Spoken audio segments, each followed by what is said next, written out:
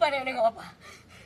Bapak nggak tahu susah kehidupan saya, Pak. Saya makan nasi 3 butir tiap hari. Tambah micin 1 saset, Pak. Belum lagi mama saya yang sudah tua, Pak. Kadang-kadang kalau lagi gunting kuku, rambutnya ada gunting, Pak. Keras kehidupan saya, Pak.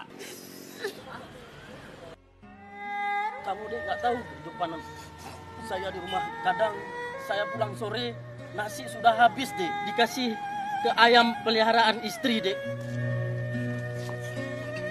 Pagi, siang, malam saya dinas untuk mengingatkan masyarakat pakai helm.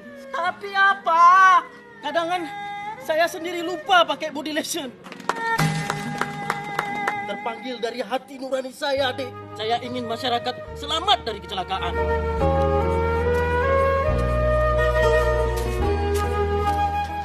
Maafin saya, Pak. Bilang saya, Pak.